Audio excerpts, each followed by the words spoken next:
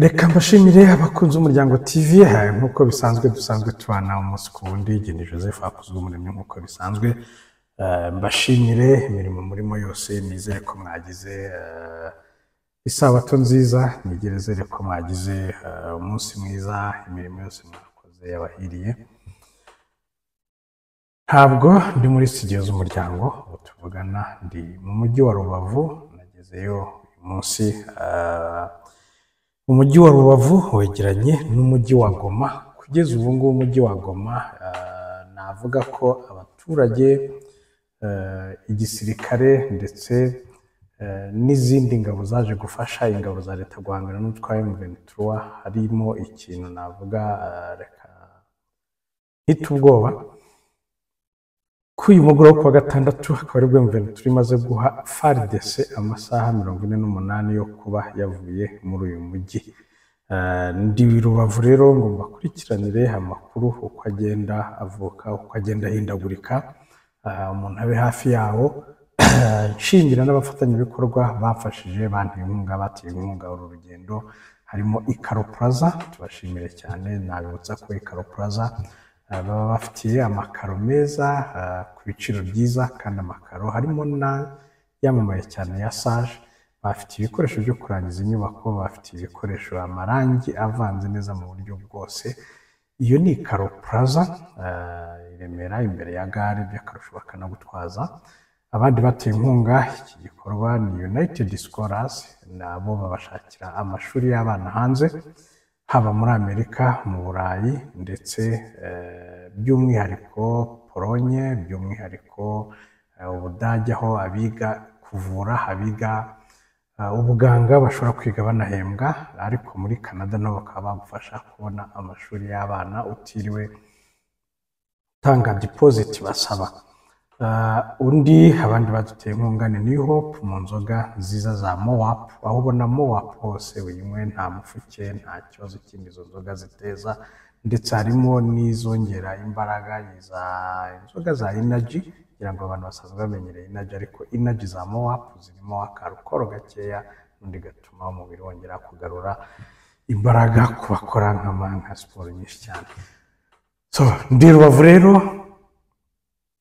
ndi Rubavu mu buryo bwo kubagezaho amakuru umunota ku munota cyangwa se uburyo ku bundi mu buryo bwo gukurikirana uko ibintu bigenda bihindagurika nagiyeyo mu gitondo icyari kigamijwe cyane cyanzinduye cyane kwa kureba umujyi abaturage bameze gute hameze gute ubuyobozi butangaza ko abaturage bari mu mirimo yabo umujyi utekanye bavuga ko abantu bariho mu buzima bwabo busanzwe Goma yegeranye na Rubavu cyane ndetse harimo n'imipaka imwe n'imwe harimo nk'amabati usanga ari amabati ari mu mupaka abaturage ba Goma bahahira Rubavu mu gitondo cya kare usanga hari urujya n'uruza hari n'abanyarwanda bambuka mu mujyi wa Goma bajya guhayo buri gitondo icyo cyari kimwe ikindi kwari gukurikiranira amakuru hafi ajyanye n'iyi ntambara iri guhuza iri hagati y'ingabo za M23 ndetse na FARDC nabo bafatanyije yaba FDLR yaba Wazalendo yaba ingabo za SADC ndetse n'iza MONUSCO nazo zikaba zivugwa ko zatangiye gufasha cyane cyane mu kurinda umujyi wa Goma ariko bakaba baravuze ko babuze uburyo babasha kurinda ifatwa rya Minova ni igice uva Sake werekeza muri Kivu y'Amajyepfo werekeza umujyi wa Bukavu ni inzira ikomeye cyane kuko wafunze Minova bivuga ko umuntu uri Goma ubundi buryo bwo kuzihuza na Bukavu kiba ari ukunyura mu Kivu inzira y'amazi ariyo iba isigaye Rubavu rero hameze gute nagezeyo kuri wa gatandatu murabizi hari habaye umuganda nagezeyo mu masaha ya après-midi usanga abaturage harimo ubucuruzi mu mujyi haragenda nta nzego z'umutekano ubonamo zikaze cyane mu buryo wavuga ngo hari umutekano wakajijwe abantu bari mu buzima busanzwe nibyo aho twagiye aho nagiye nyura habe Yaibori imbere y'isoko rya Gisenyi, haba Zarabamba ntabwo mbamenyereye cyane, niyo mpamvu ndi gusoma kuko nagiye nandika ibice. Haba ziri mu masoko aho bita za Unama, abantu bagurira bakunze kwita bagura imyenda ya caguwa bita Unama, ni muri Terahereje abasanzwe bamenyereye amasoko ngo ya 300, ya 500, y'igihumbi, ya 500. Hari ahantu rero bamenyereye mu isoko abasanzwe za Rubavu bahazi, bagurira imyenda ya makeya, abagenda Rubavu bakunze kwita muri Unama. Aho hose ubona ko abaturage n'ahantu haba hari abantu benshi, n'ahantu hahora abantu benshi, ubona ko abantu bari mu mirimo yabo nta kibazo. Haba kuri Petite Barriere abantu batashye kare, wabonye ko gusa urujya n'uruza abanyarwanda bajya muri Kongo n'abanyekongo basubira iwabo, ntabwo umupaka wari ufunze. Gusa aho nageze saa 9 hafi n'igice, aho bavuga ko umupaka ufunga saa 9, bagaragara ko ari abantu bakererewe bariho bataha. Nagiye kuri Grande Barriere naho hari urujya n'uruza, abantu binjira banasubirayo. Nibutse ariko ko nta buryo bwo kubona wavuga ngo aba ni impunzi cyangwa se abana bari kuva mu mujyi bahunze, ariko harimo umuvumo y'abantu binjira n'abava. Nasanze umupaka wa Grande Barriere ubwo n'abanyarwanda babaga binjira bakerewe. Rero tw'umujyi wa Rubavu, haba za Makoro, haba gukomeza mu Kizungu, haba kuri za Tamutamu, aho ngaho ni kuri ku Kivu aho abantu bafatira byeri, za Brasserie no ku Mashyuza. Aha ngaho banywera nibwo ubona ko bishobora kuba hari abantu inkuru zo gufata Goma, gutinya ko haba umutekano mukeya. Bigaragaraho ko abandi baturage basanzwe, bigaragara ko nta bantu benshi bashobora kuba bavuye i Kigali baza kuryohereza ibyo bita kuryoshya haba ku mazi. Harimo abantu urinjiramo ukabona ntabwo ari abantu benshi. Twari Tamutamu, nageze Sagabe, nageze aho ngaho za Brasserie. Aho niho ubona ko hashobora kuba hari abantu bashobora kuba batinye kuza kurira weekend Rubavu. Ariko abahari harimo nk'abo wasangaga bagiye gutera ivi, ubona bari mu buzima busanzwe mu Kivu bakodesha amato barimo. Ariko hariho bwa buryo ahantu habaga huzuye, siritu kuwa gatandatu w'umuganda hari ibigande byinshi biza bikirarira Rubavu bikaryohereza mu gitondo, kuko kuwa gatandatu abajya Kigali bamwe hari abakora akazi, hari ababa bafite akazi, baza kuwa gatanu bamenye ko nyine nta muganda uhari, kubera ko nta muganda uba uhari bakaza kuwa gatanu. Rero bigaragara ko umujyi ukurikije abari kuryoshya ku Kivu babonaga ko imibare itari nka mbere, uburyo abantu bicaye, intebe zuzuye, ubwinshi bw'abantu wabonaga ko budahari. Ariko mu mahoteli, mu byumba, mu maroji ho usanga abantu basa n'abagenda buzura. Bigaragara ko hari abantu bashobora kuba bava Goma bakaza bakirarira hano i Rubavu, bakarara mu mujyi wa Rubavu, mu mujyi wa Gisenyi, bakazinduka bagenda bitewe n'uko bumva amakuru y'aho waramutse, bakirirwa bitewe y'uko bumva amakuru yahiriwe, bakirirwa cyangwa se bakaza no mu gitondo bitewe n'uko haraye. Rero bakaba basura ku mugoroba bitewe n'uburyo bakeka. Rero ibyo nababwiraga bigaragara ko abava hanze ya Rubavu mu kindi gihugu cy'u Rwanda, imibare niyo uza mu nzira urayibona, nta modoka uzamushoreranya ari nyinshi mu buryo z'abantu ku giti cyabona nyinshi. Ariko izihindukira zo urabona ko marusa n'uwiyongereye mu nzira, urabona ko hari iziza nyinshi ukurikije n'iziza kuryoshya, ukurikije uko weekend yabaga ihagaze. Mu mujyi nibibutse ko nta kimenyetso cy'uko hari umutekano mukeya gihari na kimwe cyera kirabura. Abantu bari mu mirimo yabo, abacuruza bari gucuruza. Ni umujyi munini uhahirana n'undi mujyi munini, ko Goma nayo ni umujyi munini. Na Goma nta bimenyetso by'umutekano mukeya bihari. Abaraye hano i Rubavu nibo bambwiye ko mu rukerera bagiye bumva ibisasu bidimba hasi, bakabyumvira hano mu mujyi. No mu masaa 7 nk'abari kuri Grande Barriere bari muri biriya bice byegereye umupaka, bumvise ikindi kidimba, ariko ntabwo byadimbaga mu mujyi wa Goma. nakomeje kubona indege zigwa ariko iza gisivile nta za gisirikare nabonye. Urabona iyo hano wegereye ikibuga cy'Igoma, nagenda yegera umupaka aho indege zigwa uzireba rwose nta ziragwa zikanagenda. Ingendo urabona ko ku kibuga zikomeje. So muri rusange rero umujyi uratekanye, urimo abantu benshi batekanye, n'abari bavuye Igoma baza mu Rwanda bashobora kuba nibyo, ashobora kuba ari impunzi zaje z'abanyekongo zambutse, ariko za zindi zifite ubushobozi bw'amahoteli, ntabwo ari za zindi zijya mu makambi y'ubuhungiro cyangwa se zisaba ko bazitaho mu bundi buryo bwihariye ko akarere kazibarura, ko ziyambaza za HCR. Bigaragara ko ari abantu bashobora kuba baje gusa ngo bacungire hafi, bumva ko umutekano wari wifata, niba turi bufata umujyi barebe uko bihagaze, ibyo byose bikaba birimo. Ariko ikindi nanone gishobora gutuma n'abantu bahebera urwaje, mu intambara yo Ventura na FARDC, Congo yagiye ibwira abanyekongo ko ari u Rwanda ruyitera, ko ari RDF iri gufatanya Ventura, atari ikintu kitabaho. Bituma rero habaho navuga guhanganisha abaturage ba Congo bareba nabi u Rwanda. Hari imyigaragambyo yagiye babatuka u Rwanda, nabwo bamwe muri bo bakaba bishoboka cyane ukurikije nabo muganira, cyashobora no kumva ko icyo kintu cya culpability, icyo kintu cy'igisebo cyo kuvuga ngo igihe twahire dutuka Ventura, igihe twahire dutuka u Rwanda, noneho turahunga biragenda gute. Ariko byanze bikunze ngira ngo byo guhunga n'uburenganzira bw'abaturage n'abafite intwaro simfi n'abaturage basanzwe. Ku gihe bagira ikibazo cy'umutekano wabo, guhunga n'uburenganzira, leta ziba zifite inshingano zo kwakira abahunga ikibazo cy'umutekano wabo cyangwa bahungisha ubuzima. Uretse ko ubwo byari ku bijyanye n'umutekano. Kongo ho bite? Raporo zinyuranye cyangwa se mu buryo bwo gukusanya amakuru ku basanzwe bamenyereye imirwano ibera muri kariya gace, bavuga ko mu rukerera rwo kuri wa gatandatu za Mweso muri Kivu y'Amajyaruguru ariho hazindukiye imirwano ikaze, aho Ventura yari ihanganye n'imitwe ya za Wazalendo n'izindi zose zifatanya na FARDC barwanira mu duce twa Bashari Mokoto.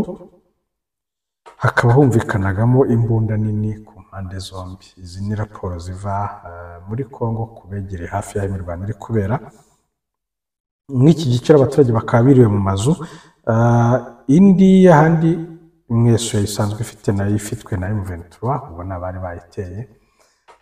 Abegereye aho intambara zibera bakubwira ko gufata ibice binini n'ubundi FDLR Wazalendo bamwe muri bo ni nk'abaturage basanzwe, no kuba bishoboka ko Ventura ishobora gufata ahantu ariko bikarangira aho yafashe, nubwo ingabo zisanzwe za leta, nubwo iza SADC zifasha zaba zagiye, nubwo iz'abarundi zifasha zaba zagiye, ariko hasigaye abandi bameze nk'abaturage ariko nabo bafite intwaro, ku buryo rimwe na rimwe bavuga ko hajya habera imirwano ahantu utakekaga ko hari bubere imirwano. Kandi gace kazindukiye imirwano ni muri Nyiragongo, aho Ventura na FARDC n'abayifasha barimo Abarundi, Abarundi nk'uko nababwiraga, za Wazalendo n'indi mitwe yose ifasha FARDC barwaniraga ahantu bita ngo ku gasozi ka Kanyabayonga.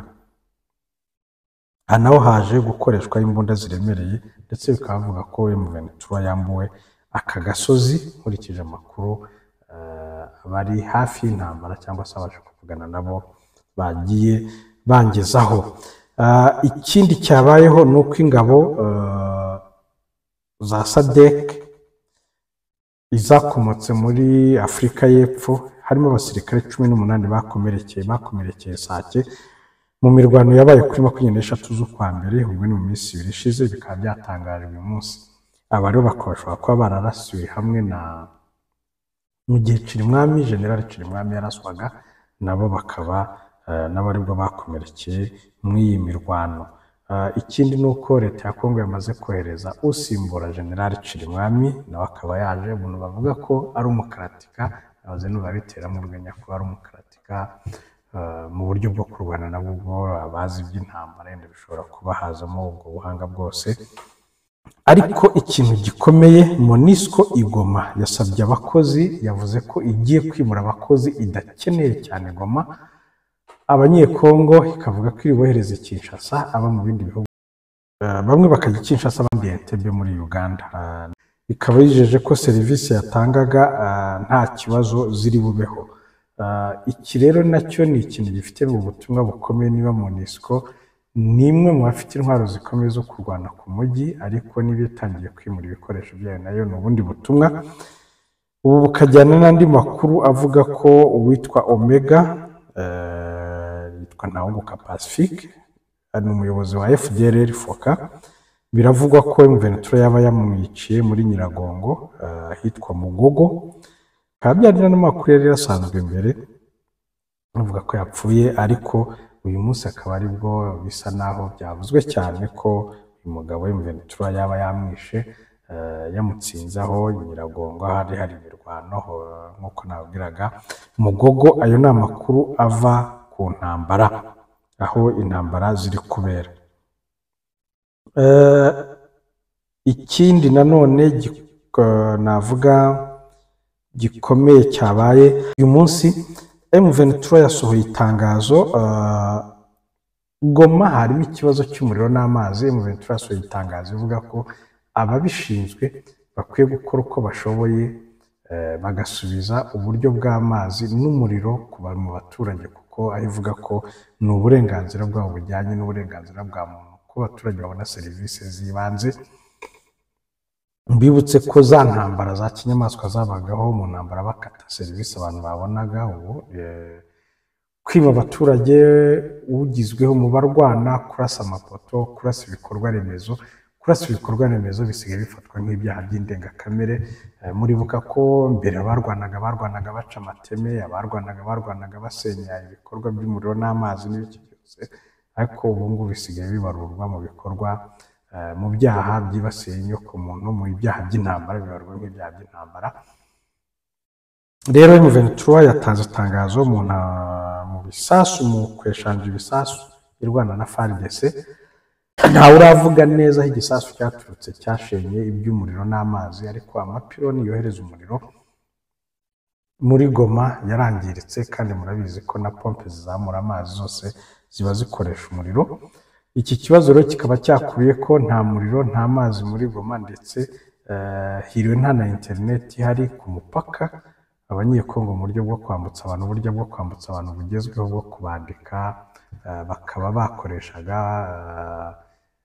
intoki mu kwandika bisanzwe ko ku gice cya douane, ariko ku gice cy'u Rwanda ho bari bagifite umuntu na internet yabo. Igisigaye bwari uburyo bwo kuba basangira umuriro cyangwa internet butabayeho. M23 yasohoye itangazo, icyo cyari igika kimwe cy'ingenzi kirimo. Ikindi gika cy'ingenzi kirimo cya kabiri, yahaye FARDC amasaha 48 ngo ibe yamanuye intwaro, ibe yafashe intwaro hasi, yarambitse intwaro hasi. M23 ikavuga ko abasirikare ba FARDC ni bamwe mu baturage ba Kongo bafite uburenganzira bwo kwibamo. Ivuga ko ifitanye ikibazo na leta ya Kongo, atari bo ifitanye nabo ikibazo, so ko bamanura intwaro. Ikavuga ko itazemera ko umuntu wese uzitambika gufata Goma bizaba ari ikibazo. Nkurikije rero iby'iri tangazo ryasohotse uyu munsi ku itariki 25, ni itangazo risohotse mu kanya. M23 ikaba yemeza ko ishobora kuba igiye gufata Goma mu masaha 48, kuko niyo yatahaye izi ngabo. Ibindi bihugu nabyo byagiye bisaba abaturage babyo bamwe kuba maso, abandi kuhava, abandi kutajya mu buryo bworoheje. Nabibutsaga n'ibyo byakozwe na MONUSCO byo kwimura abakozi, ivuga ko idakeneye, bamwe ikabajyana Kinshasa abandi Entebbe. Ibyo byose bikaba ari mu nzira z'impungenge ko uburyo bwo guhagarika M23 gufata Goma bigoye kwihagarika, bisa n'ibikigoye.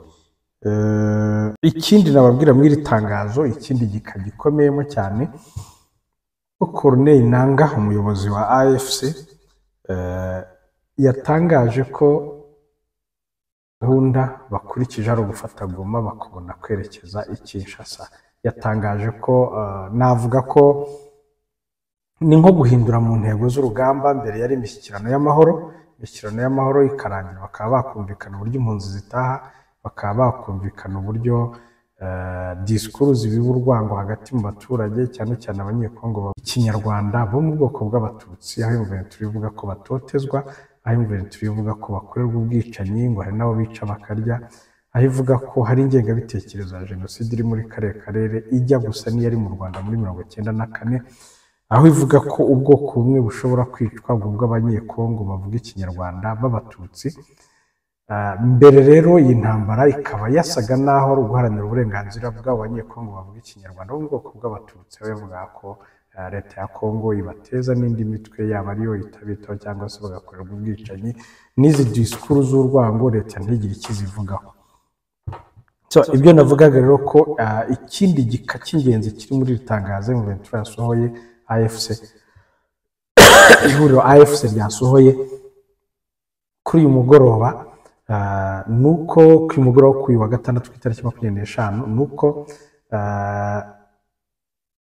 navuga ko intambara yasaga yashushe naho ihinduye intego y'intambara kwari ibiganiro na leta ya Kongo byo kusubizaho, byo kuganira ku buryo abaturage bayibamo bose mu buryo bureshya, mu buryo ntabahejwemo cyangwa se ntabatotezwa, n'imiyoborere mibi bajya bakomeza no ku kibazo cy'imiyoborere mibi ndetse no guteza imbere igihugu. Ariko none basa n'abahinduye intego yo kuvuga ko noneho ni ugukora ubutegetsi bwa Kinshasa. Nibyo M23 AFC ihuriro AFC riyobowe na Corneille Nangaa riri kuvuga. Nicyo nacyo cya gatatu cy'igika cy'ingenzi kiri mu itangazo AFC yasohoye. Bakavuga ko bagiye gufata Goma mu masaha 48, niyo nteguza bahaye ingabo za FARDC n'indi mitwe bafatanya kuba bamafashe intwaro hasi. Bakavuga ko bari basohoye itangazo ubushize babwira ingabo za SADC, babwira ingabo za MONUSCO igihe cyose zagerageza kubahagarika, zagerageza gushora intambara, cyaba ikibazo n'ubundi haba intambara yeruye hagati yabo. Mbibutse ko guhangana n'ingabo za UN ubundi biba bitemewe, ariko iyo zinjiye mu mirwano ngira ngo abazi by'intambara bigira indi sura bifata, nacyo M23 yateguzaga. Aha rero niba intego ihindutse, M23 ikavuga ko bafata Goma nyuma bagakomereza Kinshasa, ubwo nibo bazi inzira bizanyuramo, ariko nicyo umuntu yasigarana muri iri tangazo bavuze. Si ubwa mbere Goma ifatwa, n'ubundi yigeze gufatwa, abanyekongo harimo abahunga, harimo abasubirayo.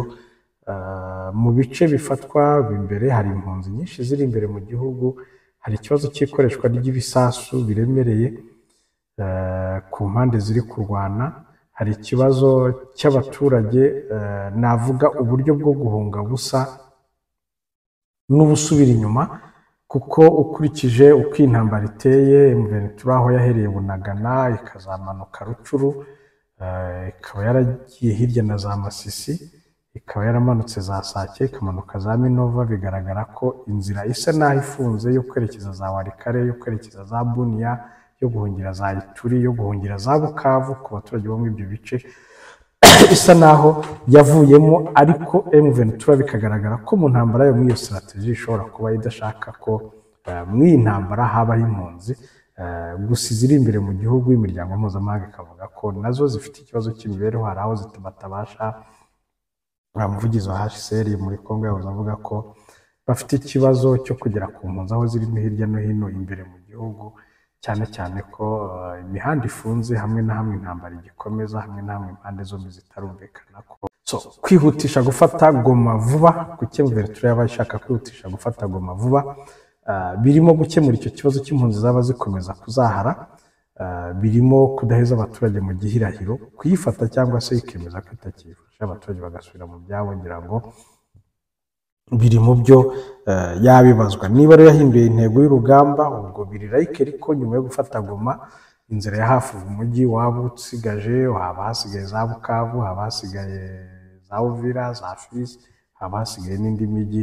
Uburyo bwo gukomeza Kongo ni igihugu kinini, ntabwo nzi uburyo M23 imbaraga yaba yarayubatse, ntabwo ndabasha kuvugana n'abasanzwe bayizi neza n'imbere cyangwa se bazi n'imbaraga yabifite, zaba iz'igisirikare zaba iz'igisivile zaba iz'uburyo bwo kumobiriza abaturage kuri koze yabo kugira ngo babashe guhirika ubutegetsi bwa Kinshasa. So ni intambara rero wabona ko itangira ikomeza irangira itangiye. Ni intambara ubona ko ubu ari bwo isa naho igitangiye.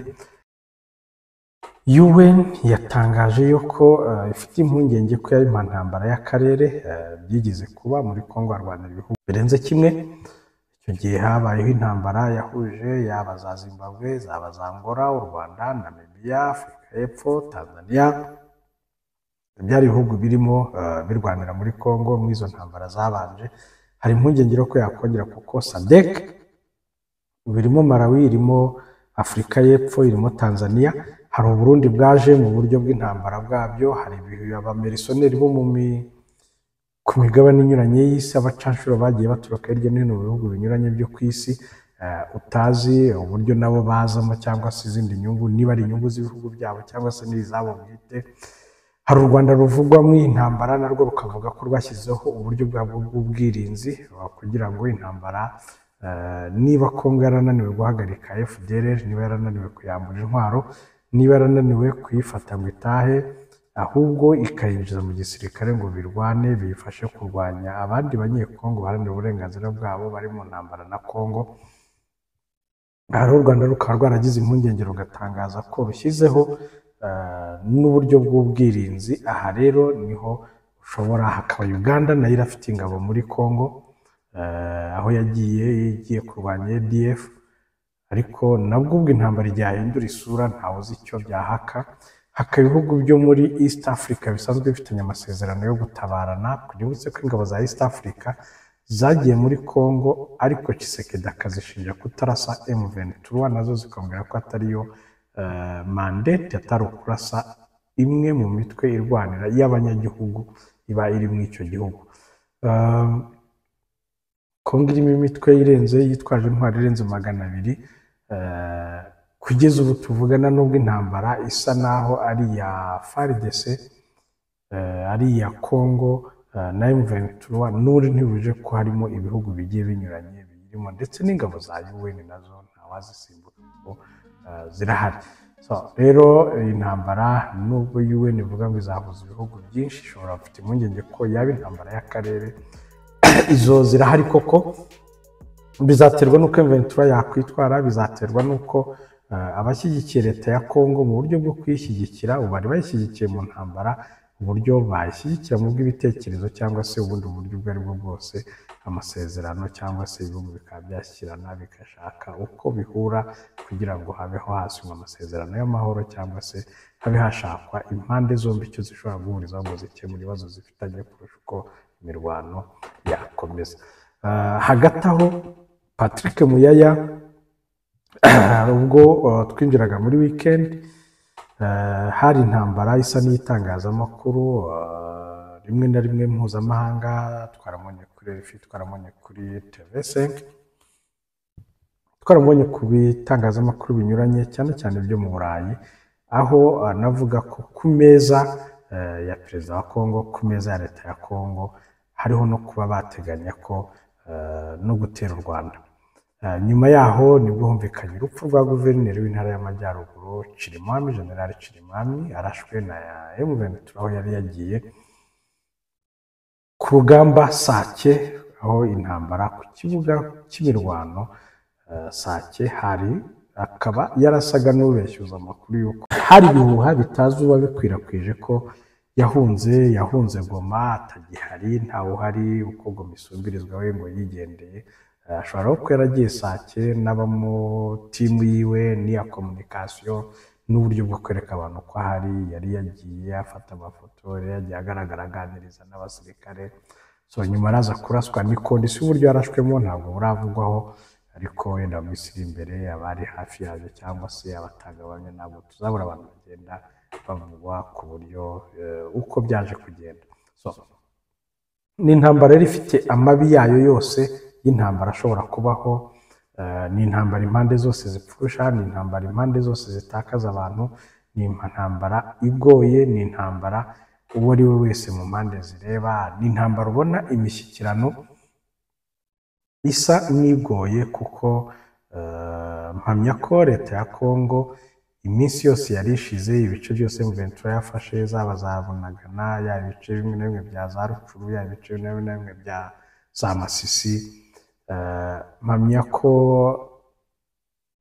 ntabwo uburemere byari byarahawe ntawe uzi niba mu gihe M23 iri kuvuga kuko yakongera imbaraga ikaba yafata Goma ikaba yafata n'ibindi bice yenda baha amasezerano y'amahoro ntawe uzi niba koko ifite imbaraga zo kugira Kinshasa nk'uko iri kubitangaza ntawe uzi niba nayo ifite imbaraga zo kugira impinduka ikora si ubwa mbere ubutegetsi muri Kongo buhinduwe Mobutu yarahindutse Kongo ihama kwa kundi Kabila père yarahinduye Kongo ihama kwa kundi Kabila fils n'ubu aracyahari nawe aracyashaka ubutegetsi ibibazo bihari byamaze imyaka 18 ku meza ye abisigira Tshisekedi aje bigaragara ko hari impinduka zishobora kubaho ariko nazo zikaba zisa nizananiranye intambara n'undi yaraze ikaba Rwandanze si ubwa mbere M23 yabirasanye na SADC yigeze kwirasirenyesha yirukana muri Goma yirukana no muri Kongo ko aba SADC bariho aba M23 bariho bavuga ko